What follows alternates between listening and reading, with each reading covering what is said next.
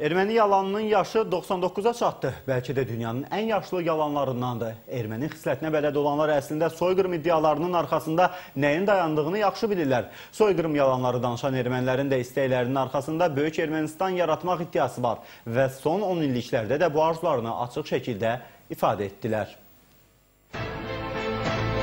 Yalan ayaq tutar yeriməz deyirlər. Min illərin sınağından keçib günümüzə çatan bu deyimin doğruluğuna zaman-zaman biz də şahidlik etmişik.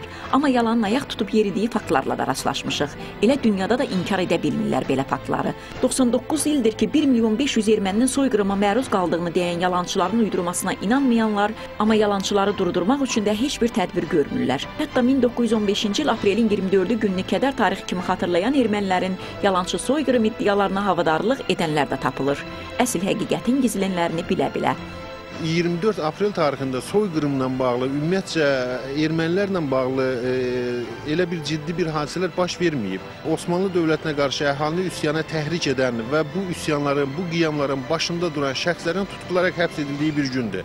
Təxminən həmin gün 2345 nəfər erməni deməli dəstələrinə rəhbərlik edən şəxs həbs edilib. Həmin tarixi ermənilər özlərinə soyqırım günü kimi uydurublar. Tarixçi Alim Vasif Qafarovun fikrincə ermənilərin uydurduqları mifik soyqırım heç bir tarixi fakta söykənmir.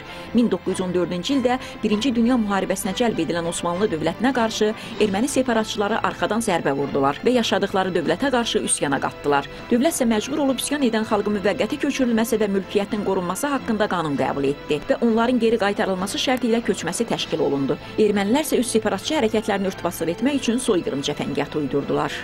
1918-ci ildə Batum müqaviləsi imzalanandan sonra Osmanlı dövlətinə keçən ərazilər ki var, həmin ərazilərin əhalisi ilə bağlı raportlar var və həmin ərazilərdə təxminən 1 milyon erməninin yaşadığı qeyd olunur.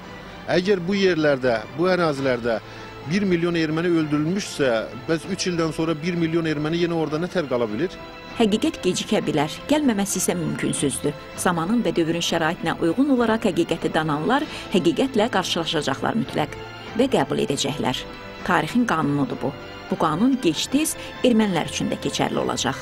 Bəturə Nəbiyeva, Namiq Abdullayev, Space.